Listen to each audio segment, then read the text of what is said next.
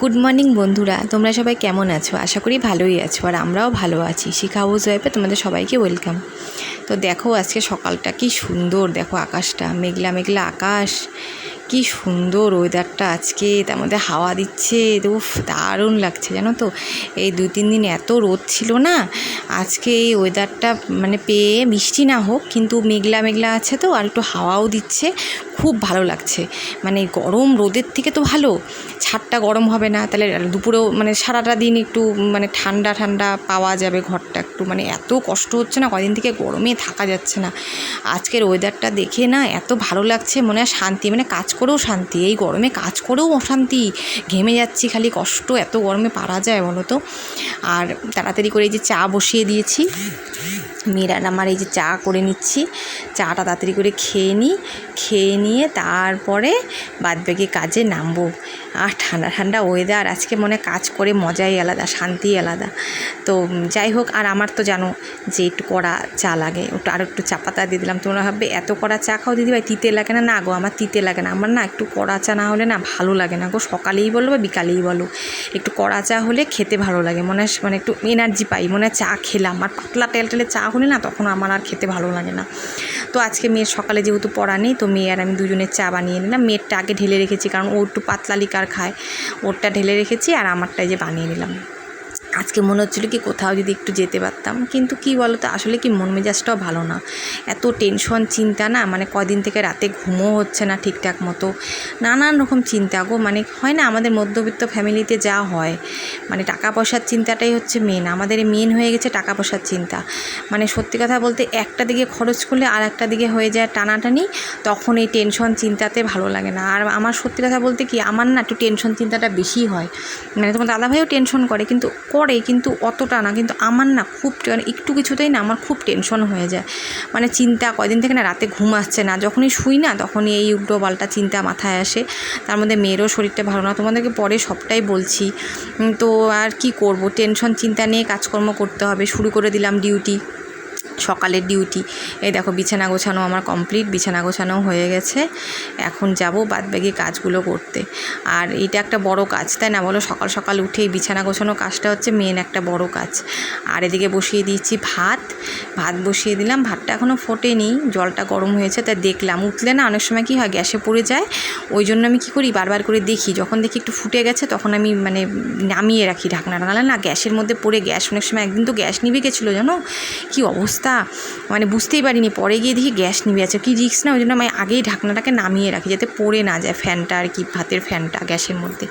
হ্যাঁ, আর কি বলো তো, আজকে না তাও কাজ করে একটু শান্তি পাচ্ছি, মানে গরম আছে, গরম নেই তা না, কিন্তু না রোদ থাকলে যে একটা তীক্ষ্ণ গরম, আর বললাম না এত গরম রোদে এত মাথা ব্যথা করছিল আমার, মানে মাইগ্রেন আছে না আমার, মানে পরশুদিন নাকি কালকেই বোধহয় আমার, হ্যাঁ কালকেই মনে হয়, কালকেই হ্যাঁ, প্রচণ্ড গরম ছিল না, ওই গরমে এত মাথা ব্যথা করছিল, আমার ঘুম থেকে উঠেই মাথা ব্যথা শুরু হয়ে গেছে।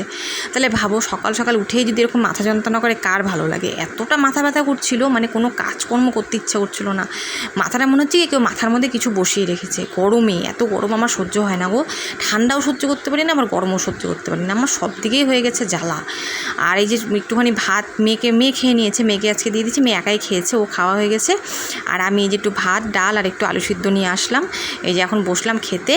আর ভাতটা এত গরম না, গরমে খেতে পারছিলাম না, খিদেও পেয়ে গেছে গো, বেলা হয়ে গেছে, কিছুটা কাজ শেষ করে তারপরে একটু ভাত খেয়ে নিলাম।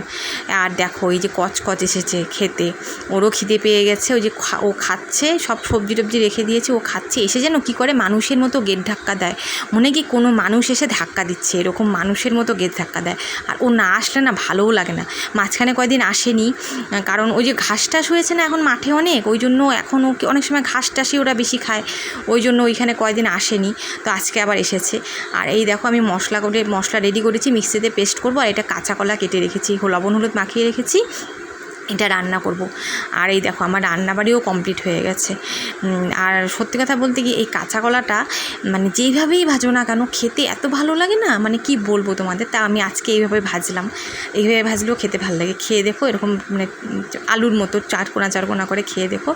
আর এই যে মুসুর ডাল, কী করবো বলো, সব ডাল তো আর খেতে পারি না, মুসুর ডালটাই খেতে হয়, যেহেতু আমার খাওয়া বারণ মুসুর ডালটা, তাও বাধ্য হয়ে মুসুর ডালটা খেতে হয়, কি আর করবো, উপায় তো নেই, অন্য ডাল তো খেতে পারি না, মুসুর ডালই খেয়ে খেয়ে নিলাম, আর কি করব, কষ্ট হলেও খেতে হয়। আর এই দেখো ডিমের কারি করেছি, আর দেখো ডিমের কারির মধ্যে একটা ডিম কিন্তু ভাঙা, জানো, সিদ্ধ করতে গিয়ে ভেঙে গেছিলো। তো এই তো হচ্ছে আজকের আমার রান্নার মেনু। তো বন্ধুরা, তোমাদের সাথে কিছু কথা বলতে এলাম, আর ভিডিওটা শেষ করে দেবো, কারণ এর থেকে বড় আর ভিডিওটা করা যাবে না। তো যাই হোক, তোমরা ভাববে হয়তো দিদি ভাই মন মেজাজ ভালো না, তো এত সেজেগুজে আছে কেন? আমি সেজেগুজে নেই গো, আসলে যে শর্ট ভিডিও বানালাম তো ওই জন্যই রেডি হয়েছিলাম। তো এখনও স্নান হয়নি, পুজো হয়নি, আজকে বৃহস্পতিবার পুজো দেওয়া আছে। তো ভাবলাম যে পুজো দিয়ে স্নান করে পুজো দিয়ে তারপরে খাওয়া দাওয়া করবো, একটু রেস্ট করবো। আর অত কিছু ভিডিওতে আমি দেখাতে পাচ্ছি না, কারণ বেশি বড়ও হয়ে যাবে ভিডিওটা অনেকটা, বুঝছো, তোমরা তো জানোই সব কিছু। তো ওই জন্যই বেশি কিছু দেখাতে পারছি না। আর পরে আর কী করবো সেটা দেখাতে পারলাম না, কারণ ভিডিওটা অনেকটাই বড় হয়ে গেল। ভাবলাম ভিডিওটা শেষ করে দিই। তো শর্ট ভিডিওগুলো বানালাম, এই সময় তো আমি শর্ট ভিডিও বানাই, তোমরা জানোই। তো ওই জন্য রেডি হয়েছিলাম। তো মাথার মধ্যে এত চিন্তা টেনশন না, ভালোও লাগে না, ভিডিও করতেও একসময় ইচ্ছা হয় না, জানো তো, কিন্তু তাও করতে হয়, কারণ এই যে কাজটা যখন আমি যুক্ত হয়েছি তখন আমার কাজটা আমাকে করতেই হবে। যেমন রান্নাবাড়ি খাওয়া দাওয়া করি, তো সেটাও যেমন আমার কাজ সংসারে, তো এটাও আমি যখন কাজের সাথে যুক্ত হয়েছি এটাও আমার কাজ, তো এটাও আমাকে করতে হবে, যতই টেনশন থাক যাই থাক। এই মাসটা আমার এত চাপ যাচ্ছে না, তোমরা তো সবই জানো, তোমাদেরকে আর নতুন করে কী বলবো। তার মধ্যে মাথার মধ্যে আরও দুশ্চিন্তা এসে জমা হয়েছে। মেয়ের কয়েকদিন থেকে প্রচণ্ড মাথা ব্যথা বলছে, কপালের উপরে ব্যথা, চোখের উপরে ব্যথা, প্রায়ই বলে। তো কালকে খুব ব্যথা করছিল, কোয়েটরে এসে তারপরে একটু রাতের থেকেই ব্যথাটা অল্প অল্প ব্যথা করছিল। তো ঘরে একটু বাম ছিল, কপালে দিলাম, তারপরে সেই মাথা ব্যথা প্রায়ই বলছে এরকম কপালের উপরে, এইসব জায়গা দিয়ে ব্যথা। এমনি মাইগ্রেনের প্রবলেম আছে, আমারও আছে, মেয়েরও আছে, কিন্তু সেটার ব্যথা কী হয়, এই সাইড দিয়ে হয়। যেমন আমার কালকে হয়েছিল প্রচণ্ড মাথা ব্যথা, অসহ্য। যেহেতু কালকে খুব গরম পড়েছিল না, গরম বেশি পড়লে জানোই তোমরা, গরম পড়লে ঠান্ডা পড়লে মাইগ্রেনের ব্যথা চাপা দেয়। তো এরকম আমারও কালকে প্রচণ্ড মাথা ব্যথা ছিল। যাই হোক, এই সাইড দিয়ে ছিল আমার ঘাট দিয়ে। মেয়ে হচ্ছে কয়েকদিন থেকে এই কপালের উপর দিয়ে ব্যথা করছে, প্রায় বলছে মা ব্যথা করছে। এবার দেখো, এই মাসে এত খরচা হয়ে গেছে, এবার এই মাসে তো আর আমার সম্ভবই না যে ডাক্তারের কাছে কোথার থেকে নিয়ে যাবো, সম্ভব না বলতে কি বলবো তোমাদের, এত কিছু তো আর ভেঙে বলা যায় না। যাই হোক, নিয়ে যাওয়ার মতো পরিস্থিতি নেই আর কি এই মাসে, কেন এতগুলো টাকা আমার পিছনে খরচা হয়ে গেল। তো সেরকম এমার্জেন্সি ছিল, সেটা হয়তো একটা কিছু ব্যবস্থা করতাম, কিন্তু এমার্জেন্সি বলতে চোখ জিনিসও এমার্জেন্সি, চোখ জিনিস যেহেতু। তো আমার মনে হচ্ছে চোখের পাওয়ার কমে গেছে মেয়ে, তো ডাক্তার দেখাতেই হবে অবশ্যই। তো সামনের মাসে ডাক্তার দেখাতেই হবে মেয়েকে। কালকে রাত্রে তো ভাতই খাবে না, পেট উল্টাচ্ছে, মা বমি পাচ্ছে, সে অল্প একটু এতটুকু ভাত খেলোই না, এতটাই মাথা যন্ত্রণা করে শুয়েছিল, অনেকক্ষণ শুয়েছিল। লাইট অফ করে দিয়েছিলাম ঘরের, মাথা যন্ত্রণা করছিল দেখে শুয়েছিল। তো যাই হোক, তারপর ডেকে অল্প খেলো, তাই এতটাই মাথা ব্যথা ছিল মেয়ের। তো প্রায়ই বলছে এরকম, আজকে কিন্তু কালকে হয়েছিল তা না, মাঝে সাঝেই এরকম বলছে। আগে এতটা বলতো না, আগে গরম পড়লে বা ঠান্ডা পড়লে মাইগ্রেনে ব্যথা যেরকম হালকা এরকম ব্যথা হতো, একটু বাম টাম দিলে বা শুয়ে থাকলে পরে ঠিক হয়ে যেত, কিন্তু কয়েকদিন থেকে প্রচণ্ডই ব্যথা করছে বলছে, প্রায় একদিন দুদিন পরপরই বলছে কপালের উপরে ব্যথা। তো ডাক্তার তো দেখাতেই হবে, দেখো চোখের ব্যাপার। তো দেখো, এটা একটা মাথার মধ্যে চিন্তা, রাতে ঘুম হচ্ছে না, জানো, আমার এত টেনশন না চারিদিকে, কী বলবো। তার মধ্যে এই মাসে তো তোমরা দেখলেই কত খরচাপাতি হয়ে গেলো, আমার হাতের অবস্থা খুব খারাপ, জানো তো।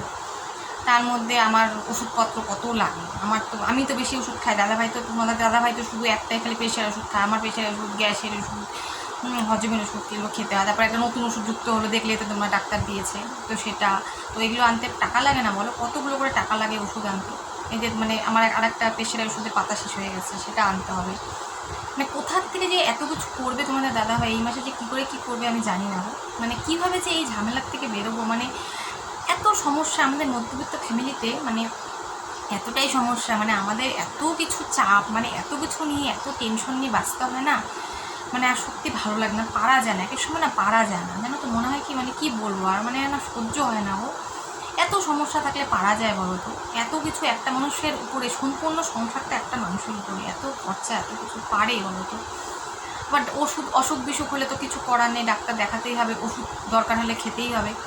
তো এত টেনশন, এত চিন্তা না, এটার থেকে যে কীভাবে বেরোবো ভালো লাগে না, তো আর ভালো লাগে না সত্যি। আর আমি একটা কাজের সাথে যুক্ত হয়েছি, সেটার জন্য তো একটু সময় লাগবে আমি জানি, কিন্তু আমার কি মনে হচ্ছে জানো, কখন আমি এখান থেকে একটু আর্ন করতে পারবো, একটু সংসারটা যাতে, কিছুই না জানো, সংসারটা যাতে ভালো মতো চলে, সেজন্য। তো তোমরা আমাকে প্লিজ একটু সাপোর্ট করো, আমার পাশে থেকো। তোমরা সাপোর্ট করলে, আমার পাশে থাকলে তবেই আমি আঁকাতে পারবো, যাতে আমি এই সংসারটাকে যদি একটু ভালো মতো চালাতে পারি, আর কিছুই না।